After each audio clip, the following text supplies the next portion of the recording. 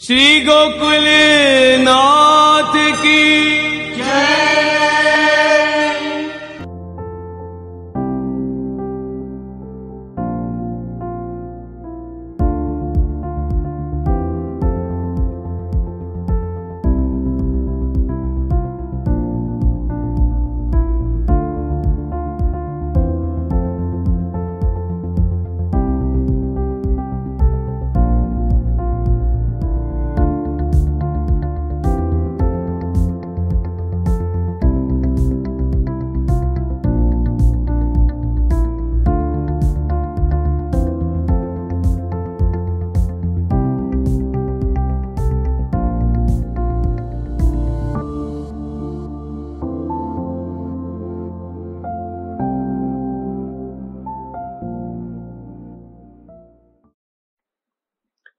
चिंता संतानहंतारो यत्पादाम्बुजरेण वः स्वीयानान्तान्निजाचार्यान् प्रणमामि मुहुर्मुहुः। यदनुग्रहतो जन्तुः सर्वदुःखादिगो भवेत् तमहं सर्वदा वन्दे श्रीमद्वल्लभनन्दनम्। ज्ञानतिमिरान्धस्य ज्ञानाञ्जनशलाकया चक्षुरुन्मीलितं येन तस्मै श्रीगुरवे नमः। नमामि हृदये शेषे लीलाक्षीराब्धिशायिनं लक्ष्मीसहस्रलीलाभिः सेव्यमानं कलानिधिम्। चतुर्भिश्च त्रिभिस्तथा षड्भिर्विराजते योऽसौ पंचधा हृदये मम। गोकुलस्य सदा गोप्ता पुष्टे सुपथरक्षिता जनितातुर्यवंशस्य गोकुलेशं नमाम्यहम्। श्रीगोकुलपतेर्नित्यं शुभदम् आस्पदं महत् श्रीवाल्लभमते निष्ठं तुर्यपीठं वयन्नुमः। यस्य दर्शनमात्रेण भवेन्नेत्रोत्सवो नृणां सदानन्दस्वरूपं तं देवकी नन्दनं नुमः। निःसृत्यन्मुखाम्भोजात् दर्शनं दर्शनं भवेत् पथ संदर्शकं भक्त्या देवकी नन्दनं नुमः। अविद्यारूप संसारे सुविद्या प्रापको जनान् देवकी सुतपादानां पादरेणुर्प्रसीदतु। बुद्धिप्रेरक कृष्णस्य पादपद्मं प्रसीदतु। ध्यानासमर्थ जीवानाम् अस्माकं सर्वदा स्वतः।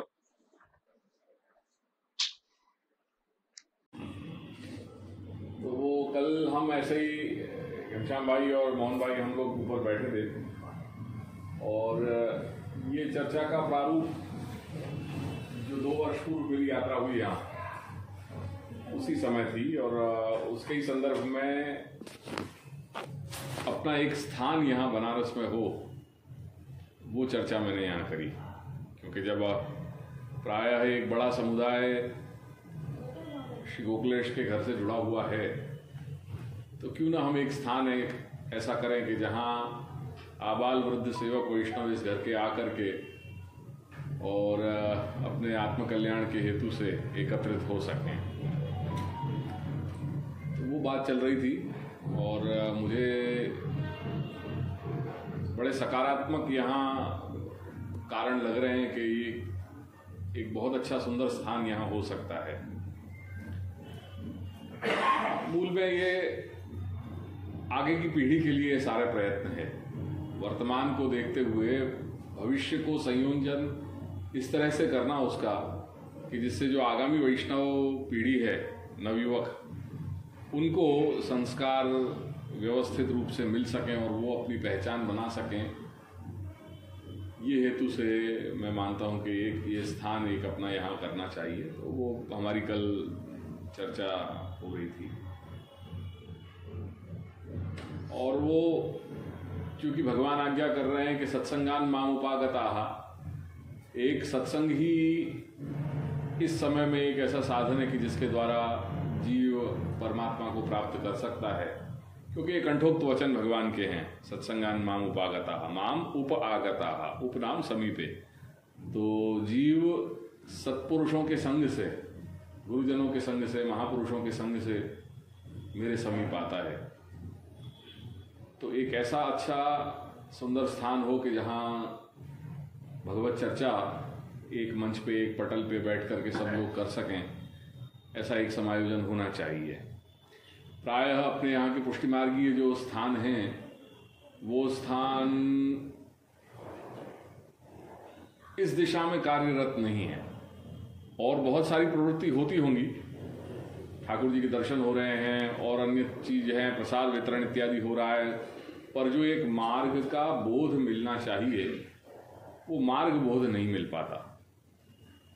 तो कोई ऐसी व्यवस्था होनी चाहिए, एक ऐसा पटल होना चाहिए, एक ऐसा प्लेटफॉर्म होना चाहिए कि जहां जो आवश्यक वस्तु है, अनिवार्य वस्तु है, उस पर तो भार दिया जाए और जो अनावश्यक वस्तु है उसको गौण बना दिया जाए। मैं उसको ये नहीं कहूंगा कि उसको निकाल दिया जाए, पर प्राथमिकता और गौणता, तो क्या वस्तु प्राथमिक होनी चाहिए और क्या वस्तु गौण होनी चाहिए, मुख्य और गौण का जो प्रभेद है वो प्रभेद को ध्यान में रखते हुए ये व्यवस्था का विचार किया जाना चाहिए। और वो होगा तो मेरे ख्याल से बड़ी साफ सुथरी और अच्छी व्यवस्था हम बना पाएंगे। जहां जहां श्री गोखलेश की सृष्टि और जहां मैं जाता हूं आजकल, गुजरात में, महाराष्ट्र में, राजस्थान में और यूपी के अन्य क्षेत्रों में, जहां प्रायः और थोड़े बहुत कुछ क्षेत्रों में दक्षिण में भी, तो वहां मैंने ये देखा है कि जो क्षेत्रों में सत्संग की व्यवस्था कायम है वहां पे मेल मिलाप परिचित है, पर जहां नहीं है वहां मिल भी रहे हैं तो एक अपरिचित से मिल रहे हैं कि भाई कौन है आप, कहां से आए हैं, क्या है। जो हम बात कर भी रहे हैं तो वो एक दूरी सी बनी रह रही है या वो एक तालमेल नहीं बैठ पाता। तो वो परम आवश्यक है ये, और वो मैं मानता हूं कि ये पटल से ये चीज हो पाएगी। तो शीघ्र आप लोग ऐसा कुछ प्रयास करें कि यहाँ एक अपना स्थान हो जहाँ श्री दादाजी के स्वरूप को पधराया जाए और श्री महाप्रभु की वाणी, सारे ग्रंथ, ऑडियो, वीडियो, सब जो संसाधन हैं, भगवत गुणानुवाद हो, लीला चरित्र का अवगाहन हो, एक ऐसा स्थान कि जो समाज के साथ बड़ा एक्टिवली जुड़ा हुआ हो, वो कहीं आवश्यक है, ऐसा मुझे प्रतीत होता है। उसके लिए आप लोग बैठ करके कुछ प्रयास करेंगे, ये चीज भी संभव हो जाएगी, कहीं ऐसी कोई दिक्कत वाली बात नहीं है। और अगर उसे सही ढंग से उसका प्रारूप बना करके उसको प्रोत्साहित करेंगे तो बहुत अच्छे काम हो सकते हैं समाज के लिए।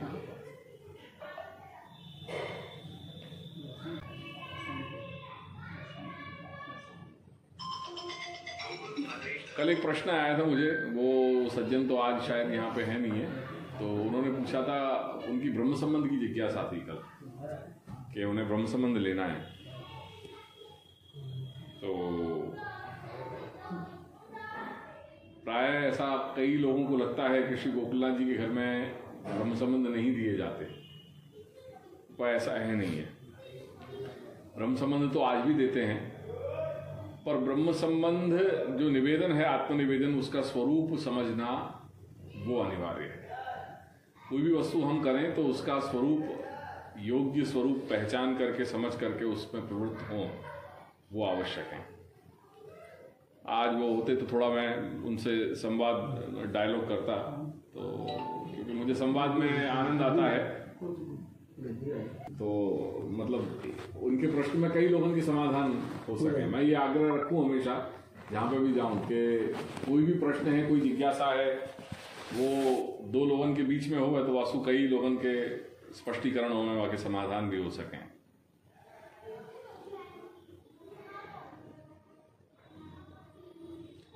थोड़ा डायलॉग के फॉर्म में वो हो, वो ज्यादा अपेक्षित है। सो वो मैं प्रश्न कर रहे हैं, मेरे को प्रश्न कर रहे हैं, बाकी जगह मैं आपसे प्रश्न करना चाह रहे हो कि कुछ डायलॉग अपन करें कि निवेदन या ब्रह्म संबंध के बारे में आप क्या समझ रहे हो। मैं ये प्रश्न आपके सामने रखना चाहूंगा कि निवेदन के विषय में आप थोड़ा मेरे को समझाओ, थोड़ी चर्चा अपन करें, या कोई और जिज्ञासा है आपकी तो वो जिज्ञासा विषय की चर्चा अपन कर सकें।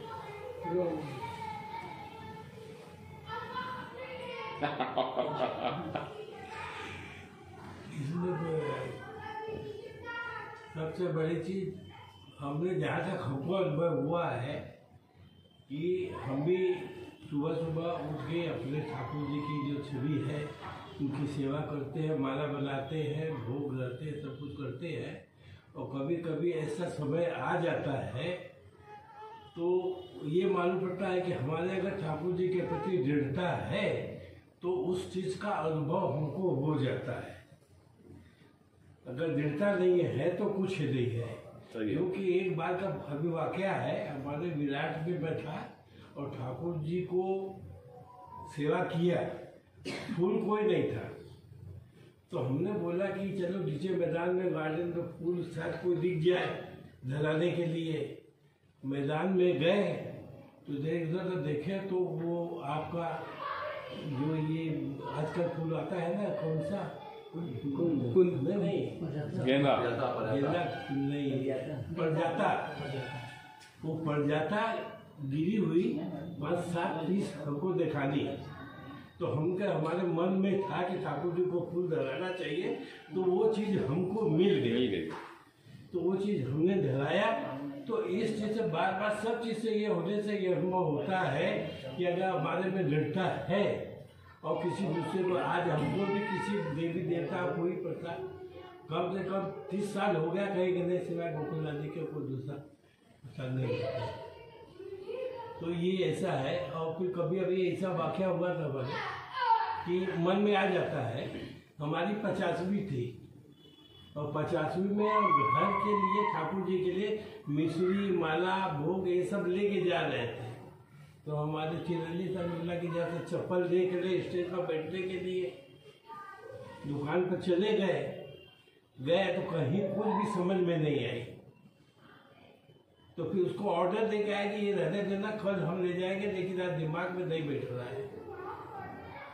फिर घर चले गए, दूसरे जाके ले आया। लेकिन ये थे कि अगर हम प्रसादी ठाकुर जी के लिए दे रहा तो एक आध बार चप्पल ले जाना उचित नहीं है। अच्छा, ये तो कभी कभी ऐसे अनुभव होते हैं जिससे हमको तो पूर्ण आस्था है इसके ऊपर। यहाँ जितनी भी सृष्टि या श्रद्धा सा फलवती, सही है। जैसी जैसी श्रद्धा तत्त प्रकार का कि वो फल देने वाली होती है। ठीक है काका, वो बात सही है।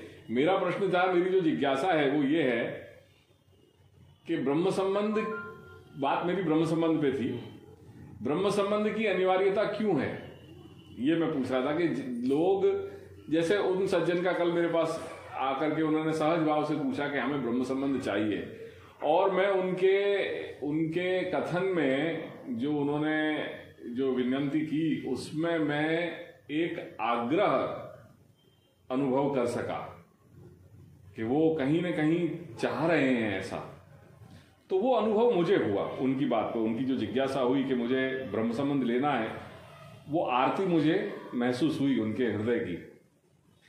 तो मेरा यहाँ एक मैंने जनरल बात यहाँ छेड़ी है कि ब्रह्म संबंध क्यों आवश्यक है। मुझे मैं आप लोगों से जानना चाह रहा हूँ। एक डायलॉग हम करना चाहते हैं, लेट्स बिगिन विद डायलॉग, क्योंकि ये कोई ऐसा कोई बड़ी अनौपचारिक हमारी बैठक है आज। ये कोई औपचारिक जो है वो बात नहीं है। तो मैं घर परिवार में जैसे एक सब लोग इकट्ठे होकर के बैठ करके एक दूसरे के साथ बात करते हैं, तो आज मैं बड़े एक अनौपचारिक माहौल में, अनौपचारिक रूप से आप मेरे परिवार में, आपको अपना परिवार वाला मानता हूँ, आप मेरे परिवार के हैं, तो उनके साथ बैठ करके मैं ये थोड़ी बहुत चर्चा कर रहा हूँ। तो रोल आज हम बदल लेते हैं। मैं जो अब आप मुझे अब की बार बताइए, मैं थोड़ा जानना चाहता हूँ कि एक सहज जिज्ञासा, जैसे आपने हम सभी ने ये सुना है कि हाँ ब्रह्म संबंध ले लेना चाहिए। हमारे को हम सभी जो बैठे हैं सभी ने बड़ों से यही सुना है कि हमारे बुजुर्ग कहते हैं कि भाई ब्रह्म संबंध तो लेना ही है, पर क्यों लेना चाहिए इस पे कभी विचार जो है वो क्यों हुआ नहीं, या कभी आपने पूछा कि बड़ों से कि हाँ आप कह तो रहे हैं कि ब्रह्म संबंध लेना चाहिए, पर क्यों लेना चाहिए? क्यों का प्रश्न तो बाद में आता है। जैसे सबसे बड़ी बात तो ये है कि हम ले लेंगे तो क्या हम पालन कर पाएंगे? पहले तो वो इस चीज के लिए तैयार हो कि ब्रह्म संबंध ले रहे हैं तो उतनी चीजों का तो मतलब ये है कि आपको ज्ञात है, क्योंकि इसके पहले जो प्रश्न आया आपके हृदय में, ये आपके मन में जो आया कि हम उसका पालन कर पाएंगे या नहीं कर पाएंगे, दैट मीन्स कि कुछ हमारे को ब्रह्म संबंध के बारे में ख्याल है कि ये प्रोसीजर ऐसा किया जाता है और हम कर पाएंगे या नहीं कर पाएंगे, ये संशय हमारे मन में उठ जाता है। तो कहीं ना कहीं वो स्वरूप ख्याल है। बस मैं ये जानना चाहता हूं वो स्वरूप क्या है, क्या आप देखे हैं कि ये ब्रह्म संबंध क्या है, क्या करना पड़ता है, उसका स्वरूप क्या है, उसका नेचर क्या है, जैसे हर चीज का एक नेचर होता है, हर इंसान का अपना एक स्वभाव होता है, तो कहते हैं भाई इनका तो नेचर बड़ा ही ऐसा है, अखड़ किस्म का, या ये बड़े अच्छे प्रेमी स्वभाव के हैं, इनका नेचर बड़ा अच्छा है। तो बोलचाल में जब हम ये करते हैं तो हर वस्तु का एक नेचर होता है। तो मैं ये प्रश्न यहाँ मेरी एक जिज्ञासा है कि ब्रह्म संबंध नाम का ये जो पदार्थ है या वस्तु है या विषय है या जो भी उसको हम संज्ञा दें, ब्रह्म का संबंध, ये ब्रह्म संबंध में दो शब्द हैं, ब्रह्म का संबंध, तो ये संबंध किस नेचर का है ये मैं जानना चाह रहा हूं। तो आपने ये बिल्कुल सही कहा कि भाई हम उसको कर पाएंगे या नहीं कर पाएंगे, दैट मीन्स कि कहीं ना कहीं हम उसके नेचर को, उससे वाकिफ हैं, उसको जान रहे हैं। तो मुझे थोड़ा ये समझाइए कि ये क्या नेचर है इसका, कि जिससे हम कहीं हमारे अंदर कुछ संकोच है या डर है कि हम इसका पालन कर पाएंगे क्या नहीं है। कुछ संकोच जैसा तो लग ही रहा है, इसीलिए यह हुआ कि भाई अब हम कर पाएंगे या नहीं कर पाएंगे। अरे क्यों नहीं कर पाएंगे, क्या है ऐसा कि जो हम नहीं कर पाएंगे उसको, और अगर नहीं कर पाएंगे तो फिर ये अशक्य उपदेश है, और अशक्य उपदेश तो फिर जो है वो तो गड़बड़ वाली बात हो गई, वो तो फिर उपदेश केवल पुस्तकों की बात हो गई, पुस्तकों की बात हो गई। दैट मीन्स कि वो अपने जीवन में उसका आचरण जो है करना वो शक्य नहीं है, वो केवल पुस्तकों में वो चीज सीमित है, हमारे व्यवहारिक जीवन में उसका कोई संबंध रहा नहीं, तो वो तो गड़बड़ वाली बात होगी। ऐसी तो कुछ वो तो होना नहीं चाहिए। उपदेश, ऐसा उपदेश किस काम का कि जो उपदेश का जीवन में आचरण न किया जा सके, तो वो तो अशक्य उपदेश वाली बात हो गई, वो बात नहीं जमी। उपदेश तो ऐसा ही होना चाहिए कि जिसका जीवन में किसी भी समय आचरण किया जा सके। ये बात और है उसका, उसे किस तरह से आप अपने जीवन में अडेप्ट कर रहे हैं या एडॉप्ट कर रहे हैं। तो अडेप्टेशन और एडॉप्शन ये चीज पे तो विचार पूरा अवकाश खुला हुआ है। पर अगर कहीं वो अशक्य उपदेश ही हो गया कि जिसको पालन करना ही हम पाल ही नहीं सकते, तो फिर चैप्टर, फिर वहां पे प्रश्न जो है वो पूर्ण विराम का हो जाएगा। अल्प विराम लगे समझ में भी आई, पर बात पूर्ण विराम पे आ जाए तो वो बात जमी नहीं। तो ऐसा भय क्यों है ये ब्रह्म संबंध के बारे में, ऐसा क्या चीज है वो कि जिसके कारण लोग इतना उससे डरते हैं कि हम इसका पालन कर पाएंगे या नहीं कर पाएंगे। वो नेचर क्या है, जरा मुझे ये बताइए।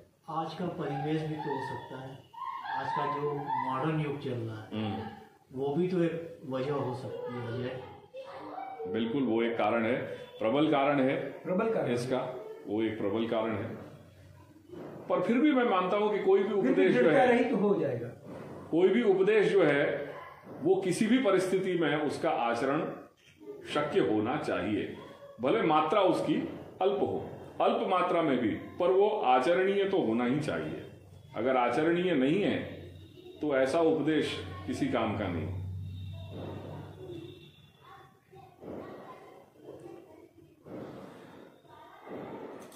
बताइए बताइए,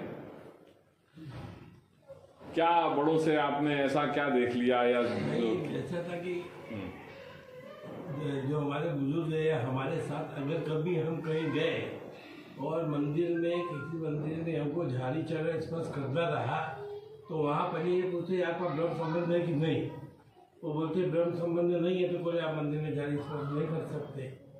तो उसका क्या कारण कि कैसे नहीं, इसी लोग मांगते हैं कि अगर ब्रह्म संबंध रहेगा तो हम कभी मंदिर में जाके झाड़ी स्पर्श कर सकते हैं। बढ़िया काका, आपने ये इसको कॉज एंड एक्शन वाली बात मुझे बता दी, पर मूल बात अभी भी मेरी वहीं के वहीं कायम है कि आपने ये मतलब ब्रह्म संबंध को आपने एक ऐसा कारण बता दिया कि जो झाड़ी चरण स्पर्श करने के लिए एक प्रोसीजरल कोई एक वस्तु है जिसको आपको पूरा करना ही है।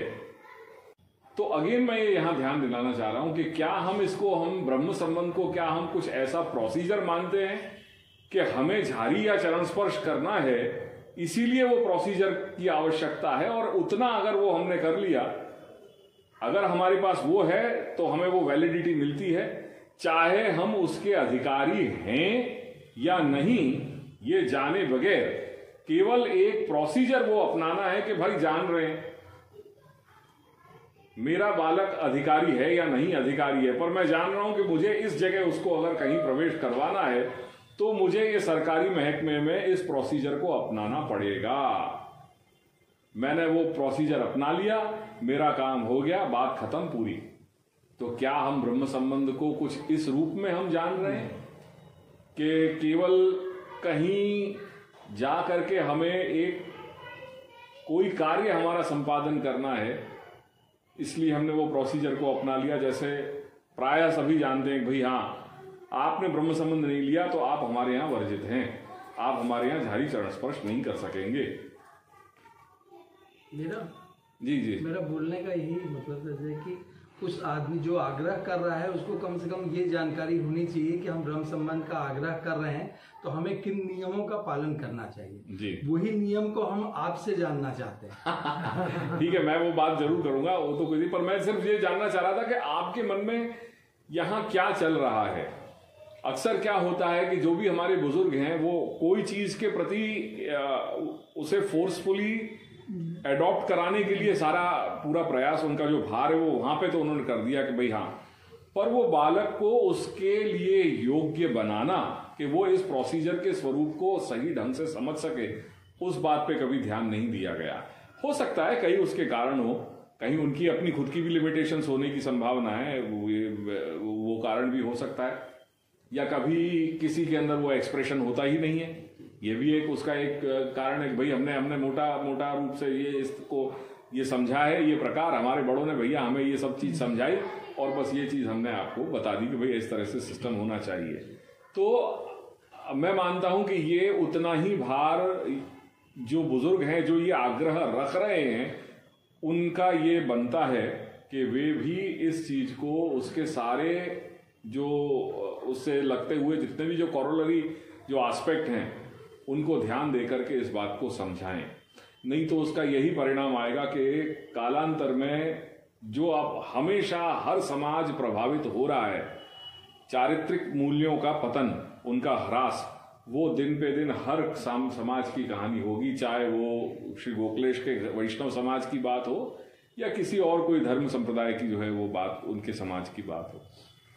तो लोगों को एजुकेट करना मैं मान रहा हूं कि वो परम आवश्यक है। और जो मेरा कल जो मैं इन दोनों से जो बात कर रहा था उसके पीछे का भी हेतु यही है कि एक स्थान, एक पटल इस तरह से होना चाहिए कि जहां इन विषयों की चर्चा निर्भीक रूप से बहुत स्पष्टतया होनी चाहिए, ताकि लोगों के ये ख्याल में आए कि जो कुछ भी हमारे बड़ों ने ये समझाया, या कहीं फॉर एनी रीजन वो उस चीज को जो नहीं कर पाए या जो हमें नहीं बता पाए, उसको उन प्रश्नों को जो आज का समाज है, आज के जो नए नवयुवक लोग हैं, उनके बारे में उनको ये धर्म की सही समझ पैदा हो सके, ताकि भीति ना हो कि हम इसको फॉलो कर पाएंगे कि नहीं कर पाएंगे।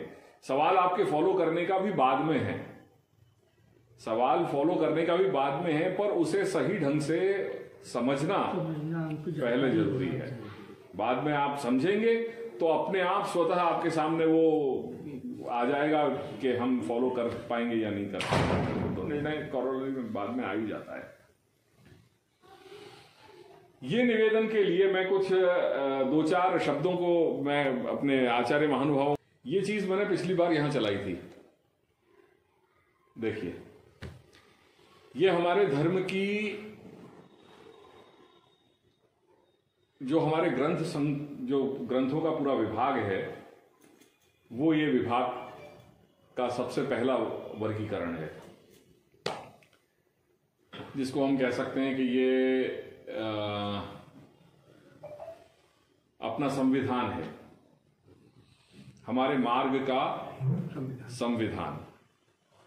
और ये इस संविधान को 5 विभागों में क्लासिफाई किया है। पहला जो है वो निबंध, दूसरा, ये निबंध में 3 पार्ट हैं। नंबर 1 यहां देख लें, तत्वार्थ दीप निबंध, इसके 3 पार्ट हैं। ये सारे ग्रंथ वो हैं कि जो हमारे संप्रदाय के प्रवर्तक आचार्य उन्होंने ये लिखे हैं, और ये सब संस्कृत भाषा में हैं, सारे संस्कृत भाषा में हैं। श्री महाप्रभु ने ये ग्रंथ प्रकट किए हैं, और इन्हीं ग्रंथों पे उनके आत्मज और सातों बालक जो हुए हैं, इंक्लूडिंग हमारे श्री गोकुलनाथ जी, गोकुलनाथ जी ने भी इन्हीं ग्रंथों पे अपने टिप्पण, अपनी व्याख्याएं प्रकट की हैं, संस्कृत में और ब्रजभाषा में। श्री गोकुलनाथ जी ने 2 भाषाओं में कार्य किया, संस्कृत में ग्रंथ प्रकट किए और ब्रजभाषा में ग्रंथ प्रकट किए। तो ये हमारा संविधान है। इसमें सबसे पहला वर्ग जो है वो तत्वार्थ दीप निबंध का है। इसके 3 पार्ट हैं, 3 भाग, शास्त्रार्थ, सर्वनिर्णय और भागवतार्थ। ये शास्त्रार्थ जो है इसमें 105 श्लोकों में ये पूरा इस ग्रंथ को कंपाइल किया है, जिसमें मोटे मोटे तौर पर भागवत और गीता के अर्थ को प्रकट किया है। दूसरा विभाग है सर्वनिर्णय, जिसमें कर्म, ज्ञान और भक्ति मार्ग के स्वरूप को मोटे मोटे रूप से समझाया है। भगवान आज्ञा करते हैं कि जीव के आत्मकल्याण के लिए कौन कौन से मार्ग प्रकट किए हैं। ये शंका या जब ये प्रश्न हो रहा है तो भगवान आज्ञा कर रहे हैं कि मैंने जीव मात्र के आत्मकल्याण के लिए ये 3 रास्ते, 3 मार्ग, 3 उपाय बताए हैं। एक ज्ञान मार्ग, दूसरा कर्म मार्ग और तीसरा भक्ति मार्ग। तो इनके स्वरूप को समझाना मोटे मोटे रूप में, वो सर्व निर्णय, सर्व हर सब बात का निर्णय जिसमें किया हो वो पार्ट, इसके लगभग 350 कारिकाएं, 350 श्लोक में ये पूरा जो है वो ग्रंथ विराज रहा है। और तीसरा भागवत अर्थ है, जिसमें श्रीमद् भागवत के स्वरूप को प्रकट किया है। तो ये प्रथम विभाग है। दूसरा भाष्य का विभाग है, जिसके ये 3 भाष्य प्रकट किए। एक हमारे संप्रदाय की, भारतीय सनातन धर्म की एक व्यवस्था है कि जो आचार्य हुए हैं, चाहे फिर वो श्री शंकराचार्य हैं, श्री निम्बार्काचार्य हैं, श्री रामानुजाचार्य हैं, श्री वल्लभाचार्य हैं, तो आचार्य एक आवश्यक नहीं है, जरूरी नहीं है, पर ये एक प्रथा बन चुकी है कि आचार्य हैं तो सूत्रों पे भाष्य की रचना तो अवश्य करनी चाहिए। वो आचार्य पदवी या आचार्य जो स्थान है उसका एक महत्व है करके सारे आचार्यों ने सूत्रों पे भाष्य प्रकट किए। तो पूर्व मीमांसा भाष्य, ब्रह्मसूत्र भाष्य और गायत्री भाष्य, ये 3 भाष्य की रचना श्री महाप्रभु ने की। उसमें से आज हमारे पास सिर्फ एक ब्रह्मसूत्र भाष्य जो बीच वाला है वो ही हमारे पास अवेलेबल है। प्रथम जो पूर्व मीमांसा भाष्य है वो आज हमारे पास अवेलेबल नहीं है। यूं कहा जाता है कि श्री महाप्रभु के समय में ही, जब आप श्री पृथ्वी परिक्रमा कर रहे थे, उसी समय ये पूरा ग्रंथ जो है वो कहीं रह गया, तो वो रह गया तो रह गया, आज अपने पास अवेलेबल नहीं है। अब ये मालूम कहां से पड़ा कि ये रचना की हुई है? तो इसी निबंध में श्री महाप्रभु ऐसा ये एक रेफरेंस दे रहे हैं कि ये जो विषय है, इस विषय का मैंने विशेष स्पष्टीकरण मेरे पूर्व मीमांसा भाष्य में मैंने किया हुआ है। इसलिए जिन लोगों को और विशेष रूप से इस संदर्भ को समझना हो तो आप उसको रिफर कर लें।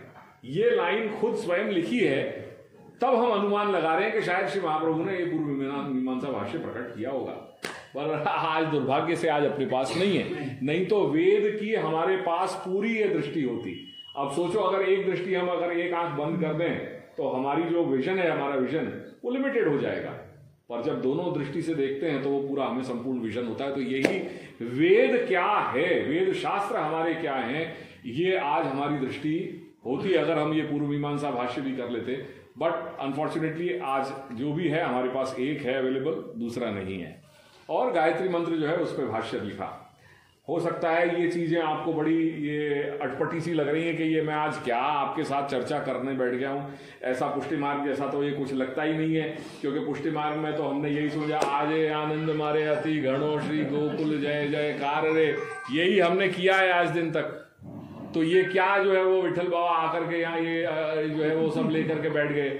हमने तो प्राकट्य सिद्धांत देखा होगा, उसको सुनाया हमने, स्वरूप रसावली हमने सुनी है, हमने और ये सब तो ग्रंथ सुन लिए, पर उनका जो मूल आधार है हमारे धर्म का, हमारे गोकुलनाथ जी किसको मान रहे हैं? गोकुलनाथ जी को तो हमने माना, पर गोकुलनाथ जी स्वयं किस चीज को स्वीकार रहे हैं, उनकी आस्था किसमें, इस पे हमारा ध्यान नहीं गया। वो ये चीज पे आपको मैं एक संकेत करा रहा हूं कि ये चीजें हैं, ये हमारा मूल धर्म है, हमारे धर्म की नींव ये है। तो ये जो है ये 3 भाष्य। अब तीसरा आया भागवत व्याख्या। श्रीमद् भागवत की कथाएं तो अपन रात दिन जो है वो पंडालों में और वहां सब देखते हैं, होर्डिंग्स लग जाती हैं कि आज फलानी शास्त्री जी की भागवत कथा है, आज इनकी भागवत व्याख्या है, ये भागवत व्याख्या है। तो भागवत व्याख्या श्री महाप्रभु ने 2 प्रकट की हैं, एक सूक्ष्म टीका और एक श्री सुबोधिनी जी। सुबोधिनी जी आप सभी लोग जानते हैं, नाम आपने सुना हुआ है, पर सूक्ष्म टीका नहीं जानते। क्यों नहीं जानते? उसका कारण यह है कि अगेन पूर्व मीमांसा भाष्य की तरह ही वो भी कहीं उसी समय पे वो पूरा ग्रंथ छूट गया, उसका एक पेज हमारे पास बच गया जो प्रिंट फॉर्म में आज अवेलेबल है। उस पे से हम ये निर्णय कर रहे हैं या अनुमान लगा रहे हैं कि एक ये श्री महाप्रभु ने सूक्ष्म टीका पे भी काम किया होगा। दुर्भाग्य से श्री सुबोधिनी जी भी संपूर्ण भागवत पे उपलब्ध नहीं है। भागवत के 12 स्कंद हैं, 12 स्कंद में से 3 या 4 जो है 1, 2, 3 और फिर सीधे 10वां स्कंद और 11 का कुछ थोड़ा सा भाग इस पे ही अवेलेबल है श्री सुबोधिनी, तो वो भी हमारे पास पूरा नहीं है। जब श्री महाप्रभु ये सुबोधिनी पे कार्य करने विराजे, 1, 2 और 3 जब लिख दिए, जब तीसरे स्कंद की व्याख्या आप श्री लिख रहे थे, तो भगवान की आज्ञा हुई कि अब हो गया समय, अब आप मेरे पास आ जाओ, अपने निजधाम आओ, मुझे आपकी आवश्यकता है। तो श्री महाप्रभु का एक बड़ा अद्वितीय ग्रंथ है जिसमें उन्होंने आप श्री ने संकेत किया इस बात को कि आज्ञा पूर्वम तू या जाता गंगा सागर संगम में। जब मैं गंगा सागर संगम पे था तब मुझे सर्वप्रथम श्री महाप्रभु की यह आज्ञा हुई कि मुझे आपकी आवश्यकता है, आप मेरे पास लौट आओ। श्री महाप्रभु ने उस आज्ञा का उल्लंघन कर लिया। मालिक की आज्ञा हुई पर वो मालिक की आज्ञा का भी उल्लंघन किया। आगे चले, यापी पश्चान मधुवने, फिर भगवान ने दूसरी बार आज्ञा की, तब आप श्री जो है वो मधुवन तक आए, गोकुल के पास मधुवन। वहां पे जब आप श्री विराजे थे तब भगवान की दूसरी आज्ञा हुई कि भाई अब तो आ जाओ, मैंने पहले भी आज्ञा की पर उसको तो तुमने माना नहीं, अब दूसरी बार आज्ञा कर रहा हूं। तो दूसरी आज्ञा का भी श्री महाप्रभु ने उल्लंघन कर दिया। फिर तीसरी आज्ञा हुई लोक गोचर देह देश परित्याग की। लोक गोचर देह देश परित्याग क्या है? लोक गोचर यानी जो आप मुझे देख रहे हैं, मैं आपको देख रहा हूं। ये जो देश और देह जो दिखाई दे रहा है लौकिक रूप से, उसको परित्याग करने की तीसरी आज्ञा हुई। जब ये तीसरी आज्ञा हुई तब श्री महाप्रभु को ये लगा कि ये मैं क्या कर बैठा। किसी मुकाम पे जीवन में, अपने सभी के जीवन में कहीं होता है ना कि किसी मोमेंट पे आकर के हमें सेल्फ रियलाइजेशन होता है। वो सेल्फ रियलाइजेशन का कोई टाइम नहीं है, it can happen at any moment. कोई व्यक्ति 10 वर्ष, कोई बालक 10 वर्ष का हो, 15 वर्ष का हो, 20 वर्ष का हो, 75 वर्ष का हो, तब वो सेल्फ रियलाइजेशन होता है। एक उदाहरण आपको बताऊं, हर वर्ष श्रावण के समय में गोकुल में ग्रंथ चलते हैं।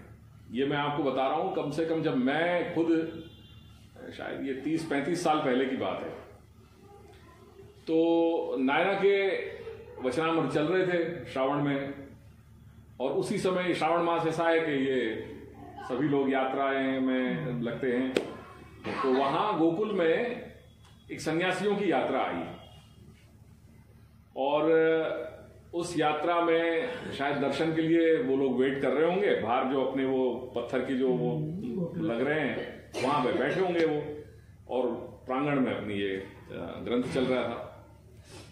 उसमें से एक सज्जन जो लगभग 70 वर्ष की अवस्था के थे, उन्होंने सुना, उनको रुचि हुई, उन्होंने कहा कि चलो अभी थोड़ा आधा घंटा और सुनते हैं। उनके साथ के लोग थे, वो दर्शन का समय हुआ, दर्शन के लिए सब जा रहे थे, तो उन्होंने कहा कि आप जाओ, मैं आ रहा हूं, मैं थोड़ी देर में आ रहा हूं। वो बैठे रहे, ठीक है। बाद में वो जब समय हो गया ग्रंथ का पूरा हुआ, तब वो फिर अपने अपने स्थान पे चले गए। दूसरे दिन फिर वो ही समय पे फिर वो जो सज्जन है फिर वो आए। ऐसे 3 दिन 4 दिन वो लगातार आए। उनकी यात्रा जो है वो अगले पड़ाव पर चली गई, पर वो आते रहे। और आने के बाद फिर उन्होंने नायना से विनती की मिलने के बाद कि मैं आपको इतने 4-5 दिन से सुन रहा हूं और कुछ मुझे लग रहा है कि अब जाकर के जो मेरे जीवन का ध्येय है, जो हेतु है, मुझे आज कुछ अंदर से संकेत मिल रहे हैं। और आप मानोगे नहीं, उन्होंने ब्रह्म संबंध का आग्रह किया। 30 वर्ष वो व्यक्ति सन्यासियों के संग में थे। 30 वर्ष तक वो व्यक्ति सन्यासियों के संग किए, आश्रमों में जाते थे, वहां पे सेवा टहल करते थे। किसी मुकाम पे उनका गोकुल आना हुआ, भगवत चर्चा उन्होंने सुनी, भगवत कथा का श्रवण हुआ। तो जैसे वो वहां कहते हैं, प्रविष्टः कर्णरंध्रेण स्वानाम भाव सरोरुहम धुनोति शमलं कृष्ण सलिलस्य यथा शरद धौतात्मा कृष्णपाद मूलम न मुंचति। तो वो भगवत गुणानुवाद जो है उनके कर्णरंध्र से प्रवेश होकर के उनके हृदय रूपी जो भाव रूपी सरोवर है, वहां जाकर के सारी मलिनता को उसने वो नाश किया। वो भगवत चर्चा ने, भगवत गुणानुवाद ने, लीला चरित्र ने। और वो कहीं वो जीवात्मा जो है वो शुद्ध हुआ, पवित्र बना। तो वहां भागवतकार कह रहे हैं कि धौतात्मा, जो पवित्र आत्मा है, वो कृष्णपाद मूलम न मुंचति। वो कभी भी भगवान के चरणारविंद का त्याग नहीं करता। भगवान ने उसको उस तरह का जो है वो उसका भाव जगाया। मतलब मेरे लिए ये कहानी बड़ी रोचक बनती है कि 30 वर्ष के सन्यासियों के संग करने के बाद उसको उसके अंदर जो है वो, क्योंकि सन्यास का मार्ग तो पूरा ज्ञान का मार्ग है और हमारा मार्ग जो है वो भक्ति का है। तो 30 वर्ष सन्यासियों के ज्ञान के वातावरण में, माहौल में रह करके भक्ति जगना, ये एक विलक्षण बात है। भक्ति जागृत हुई और फिर बाद में ब्रह्म संबंध लिया। 5 वर्ष तक, फिर वो कलकत्ता रहते थे, 5 वर्ष तक वो उन्होंने भगवत सेवा की।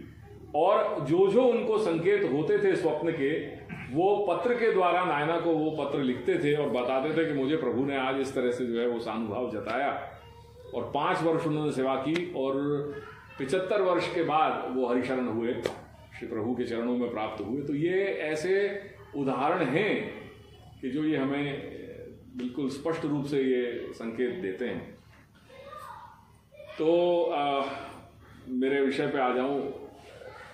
तीसरी आज्ञा श्री महाप्रभु को लोक गोचर देश परित्याग की हुई। तब उनको ये लगा, एक सेल्फ रियलाइजेशन हुआ, वे तो स्वयं भगवान है, पर ये तो हमें शिक्षा के लिए ये सारी चीजें बताई जाती हैं। तो उनका एक अद्वितीय ग्रंथ है अंतःकरण प्रबोध। कभी उसको आप श्रवण करिएगा उस चीज को। मैं बड़ा एक माइलस्टोन, साइकोलॉजिकली बहुत एक माइलस्टोन ये वर्क मानता हूं, जिसमें जो मोटिवेशनल फैक्टर है वो पूरा पावर हाउस है मोटिवेशन का। ये जो ग्रंथ है, मैं ये आधुनिक शब्दों को मैं बता रहा हूं ताकि कहीं आधुनिक लोगों को हमारे संप्रदाय की व्यापकता और गंभीरता और गहनता के बारे में ख्याल आए। ये एस्पेक्ट दुर्भाग्य है कि आज हमारे जो नेताएं हैं, जो वल्लभ कुल के जो बालकें हैं, न तो वो खुद पढ़े हुए हैं इस तरह से, और न उन्होंने कभी इतनी मेहनत करके और लोगों को ये हमारे जो ग्रंथों का जो ये रत्न हैं, ये रत्नों से उनको वाकिफ कराया गया। ये सबसे बड़ा हमारे संप्रदाय का दुर्भाग्य है कि लड्डू मोहनथाल मठड़ी में जो है वो पड़ गए, पर जो चीज हमें बतानी चाहिए वो कभी किसी ने बताई नहीं। तो आज विदेशी लोग तब जानते कि ये क्या है हमारे पास, हमारा जो है हमारे पास क्या खजाना है। अस्तु, तो एक बड़ा माइलस्टोन वर्क हुआ श्री महाप्रभु का, ये अंतःकरण प्रबोध। तो वो अंतःकरण प्रबोध में श्री महाप्रभु स्वयं के अपने अंतःकरण को, जो इनर कॉन्शियस है, उसको संबोधन कर रहे हैं। जैसे हम एक दूसरे के साथ परिचर्चा कर रहे हैं, एक संवाद कर रहे हैं, तो उसको साक्षी स्वयं एकांत में विराजे हुए मनोमंथन कर रहे हैं। ये सेल्फ रियलाइजेशन का मोमेंट है और उस मोमेंट पे अपने आप को, अपने अंतःकरण को एक साक्षी मान करके उसके साथ संवाद कर रहे हैं कि हे अंतःकरण, मदवाक्यम सावधानतया शृणु। हे अंतःकरण, मैं जो कहने जा रहा हूं मेरी बातों को तू बड़े ध्यान से सुन। कृष्णात् परम नास्ति वस्तुतो दैवम दोष वर्जितम, कृष्ण से बड़े कोई भी देवाधिदेव नहीं है। और ये इस तरह से पूरा डायलॉग फॉर्म करते हुए, वो डायलॉग क्यों करना पड़ा? वो डायलॉग इसलिए करना पड़ा क्योंकि एट सर्टेन जंक्चर आकर के आप श्री को ये रियलाइज हुआ कि ये मेरे मालिक ने मुझे दो आज्ञा, सेवक का कर्तव्य तो यह है कि मालिक की आज्ञा को पालन करना, उसमें विचार कहां है? इसीलिए हमारे यहां शास्त्रों में कहा गया है, आज्ञा गुरु नाम ही अविचारणीया सातु आचरणीया एवं। गुरु की आज्ञा है, उस पर विचार नहीं किया जाता, उसका तो आचरण किया जाता है। अगर गुरु आज्ञा हुई और आप विचार करने लगे कि मैं करूं या ना करूं, तो भैया बात ही पूरी हो गई। फिर तो गुरु बनाए काहे को? गुरु बनाए काहे को? गुरु बनाए हैं क्योंकि आप जान रहे हैं कि ये 10 व्यक्ति हैं, उसमें से आपने एक को गुरु बनाया है क्योंकि आप उनमें अपनी कुछ देख रहे हैं, उनमें कि कुछ है, और एक ये संबंध बना हुआ है। तो अगर जो आप हर प्रकार को वहां सब में कर रहे हो, वही अगर आप गुरु के साथ कर रहे हो और वही सब में करोगे, तो फिर गुरु और सब में फिर अंतर क्या हुआ? तो आज्ञा गुरु नाम ही अविचारणीय सातु आचरणीय एवं। गुरु आज्ञा पे कभी विचार नहीं किया जाता, उसका तो आचरण किया जाता है। ये प्रबल जो उनके अंदर एक अकुलाहट हो रही थी कि ये मैं क्या कर बैठा कि पहली आज्ञा का उल्लंघन हो गया, तब मेरे समझ में नहीं आया, दूसरी आज्ञा हुई तब तो मुझे समझना था, और दूसरी आज्ञा का भी उल्लंघन हो गया, और तीसरी आज्ञा हुई तब जाकर के मुझे कुछ सेल्फ रियलाइजेशन हो गया, ये हो क्या गया मुझसे? मेरे मालिक हैं, उन्होंने मुझे भेजा है इस भूतल पे ये काम करने के लिए कि आपको प्रकट होकर के ये सारे कार्य करने हैं। ब्रह्मवाद का स्थापन करना है, कर्म मार्ग का प्रवर्तन करना है, मायावाद का खंडन करना है, सुबोधनी का लेखन करना है। तो वो मेरे मालिक ने मुझे इन सारे कार्यों के लिए भेजा है। और एट सर्टेन जंक्चर अगर आपको लगा कि नहीं वाइंड अप करो सारा काम, अगर अधूरा रह गया हो तो अधूरा रह गया हो। वही मालिक की आज्ञा से मैं आया था और उन्हीं की आज्ञा हुई है कि अब वापस आ जाओ। तो मैं कौन होता हूं सोचने वाला?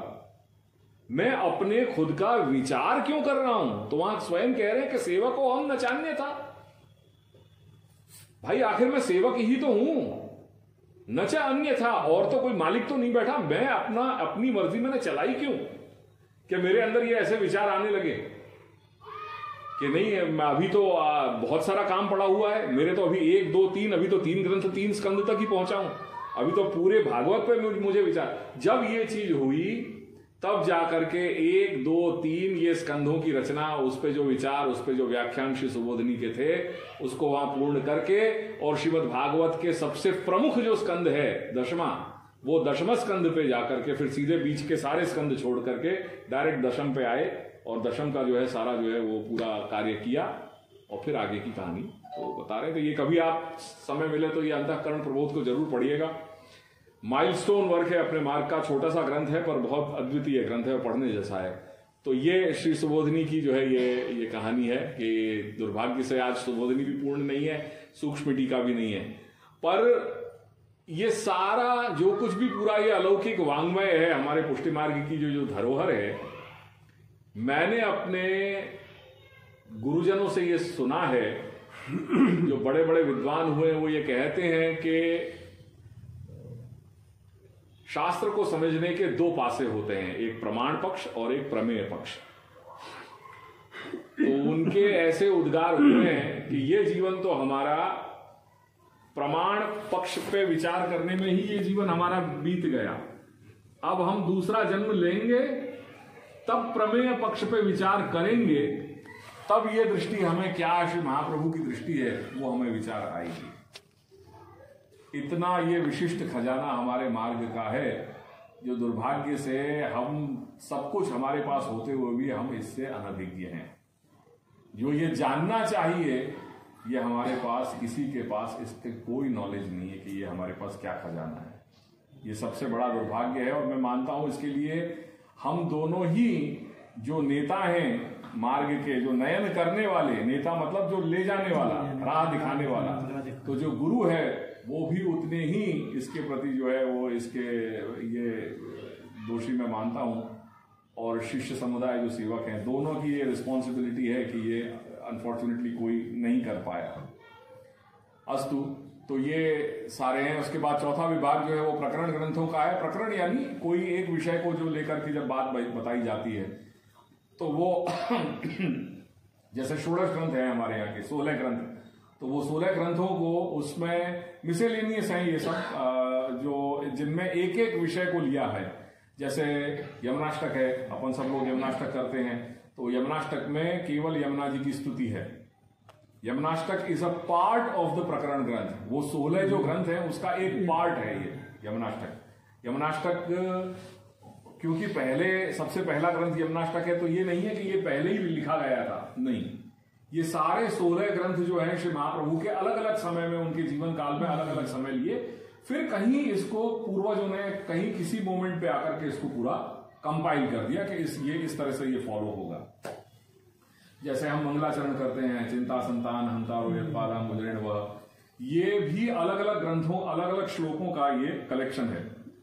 और किसी जमाने में किसी ने इसको कंपाइल करके एक ये स्टैंडर्ड अपने यहाँ का मंगलाचरण बना दिया कि भाई ये मंगलाचरण के ये 5-5.5 श्लोक हैं, ये इस तरह से ये कंपाइलेशन। पर ये सभी श्री महाप्रभु के द्वारा लिखे हुए हैं, ऐसा नहीं है। ये अलग अलग जो है श्लोकों का उसको पूरा कंपाइलेशन है मंगलाचरण का। तो ये चौथा प्रकरण ग्रंथ है, चौथा विभाग। और पांचवा और अंतिम विभाग जो है वो है प्रकीर्ण ग्रंथों का। प्रकीर्ण मतलब मिसेलेनियस, असॉर्टेड। ये तो 4 ऐसे थे कि जो कैटेगराइज हो गए, और जो नॉन कैटेगरी है यानी मिसेलेनियस, छोटे छोटे अलग अलग कहीं रखे हुए हैं, उनकी एक कैटेगरी बना ली प्रकीर्ण। वो प्रकीर्ण को अगेन फिर 2 विभागों में कैटेगराइज किया। कुछ वर्क्स, कुछ उनके ग्रंथ ऐसे थे कि जो भक्ति के, जिनमें भक्ति का स्वरूप था, जो ग्रंथ भक्ति से रिलेटेड थे तो उनको भक्ति में डाल दिया। और कुछ जो है वादांग यानी वाद, यानी कहीं जहां शास्त्र की चर्चा हो रही है, और उसका सबसे बड़ा प्रमाण हमारे काशी से ही, बनारस से ही जुड़ा हुआ है। वाद अंग का एक ग्रंथ जो श्री महाप्रभु ने जो प्रकट किया वो है पत्रावलंबन। ये काशी विश्वेश्वर की जो दीवार थी, उनके द्वार पे जाकर के ये ऐसा था, श्री महाप्रभु यहाँ श्रेष्ठ पुरुषोत्तम दास जी के घर पे विराजते थे काशी बनारस में। जब भी यहाँ विराजते थे वही उनके जो है उनका स्थान था। आए दिन जो है वो मायावादी पंडित आकर के, क्योंकि ये जो है काशी विश्वनाथ की नगरी है, वे ही यहाँ के रह जाएं, तो मायावाद के त्रिपुंडधारी जो है वो बड़े बड़े प्रकांड विद्वान और पंडित लोग हुआ करते थे और शास्त्र की चर्चा करने के लिए आ जाते थे।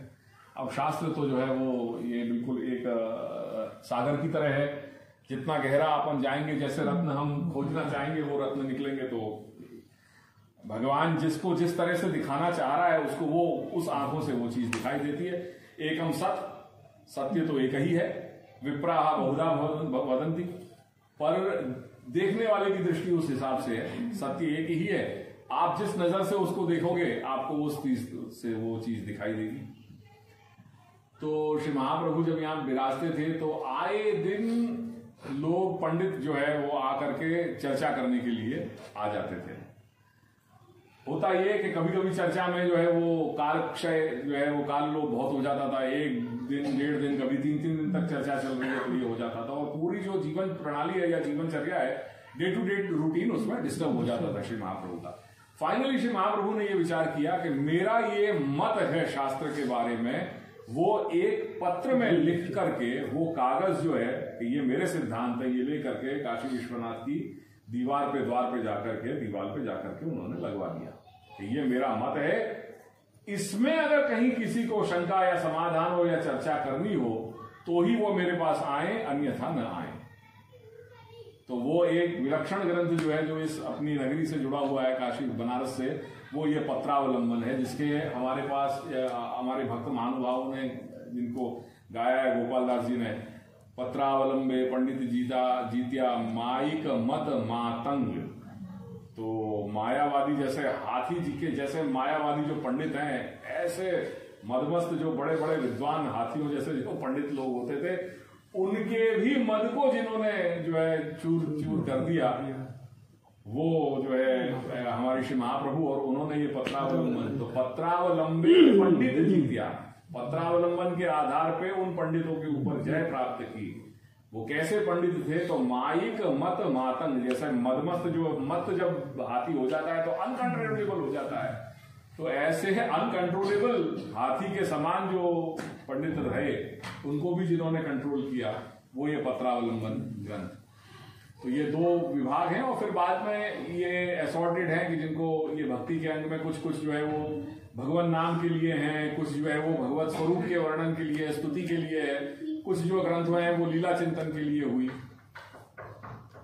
और मैं मानता हूं कि ये हमारा साहित्य इतना, मेरा व्यक्तिगत ये मानना है कि अगर इनको पूरा एक जन्म भी हमारे लिए कम पड़ जाए, अगर हम इसको हम पूरा एक शब्दशः एक एक शब्द भी इसको बिना समझे केवल अगर हम पढ़ना भी चाहें, समझने की बात तो बहुत आगे की है, अगर समझना भी चाहें तो भी शायद हमारे को ये एक हमारा जन्म हमें कम पड़ जाए, इतना कार्य हमारे धर्म में हुआ है। तो ये पूरा जो है वो हमारा कॉन्स्टिट्यूशन है। चलो अब